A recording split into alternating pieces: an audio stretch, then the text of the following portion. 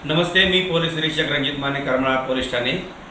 आज रोजी आम्ही करमाळा पोलिसांकडून जो गुन्हा 24 तासात उघडकीस आणलेला आहे त्याच्याबाबतची प्रेस नोट देत आहोत। सदर गुन्ह्याची हकीकत अशी आहे की दिनांक 12/4/2026 रोजी केम या गावातील दत्तात्रय देवकर यांच्या शेतीमध्ये विहिरीच्या भरावाच्या कडेला एक अनोळखी मृतदेह सापडलेला होता।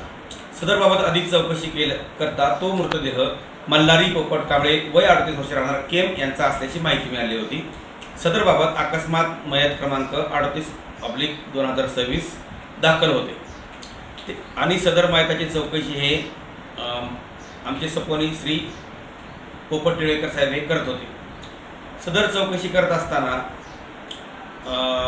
अधिक चौकशी केली असता यामध्ये असं निष्पन्न झालं होतं की सदर मयताचा खून हा त्याची बहीण शीतल राजीव केंगार, त्याचा दाजी राजेश बापू केंगार यांनी केलेला असून सदर ठिकाणी मैताला मोठ्या प्रमाणात दारूचं व्यसन होतं आणि तो रोजच येऊन भांडण करत असे।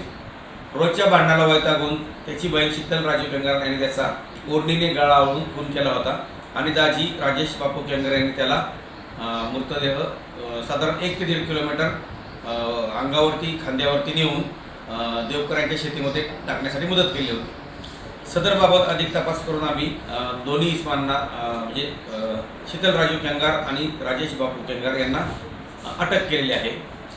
सदरचा तपास सध्या चालू आहे। 3 दिवसांची आरोपींची PCR मिळालेली आहे।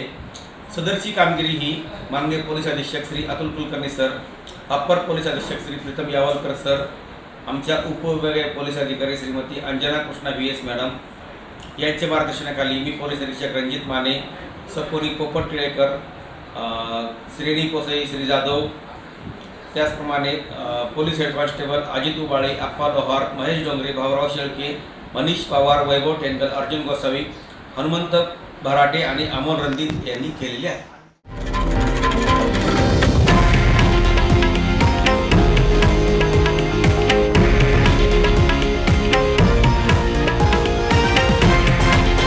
हे आहे देशातील नंबर 1 न्यूज नेटवर्क आणि आपण पाहत आहात TV9 मराठी, एकमेव।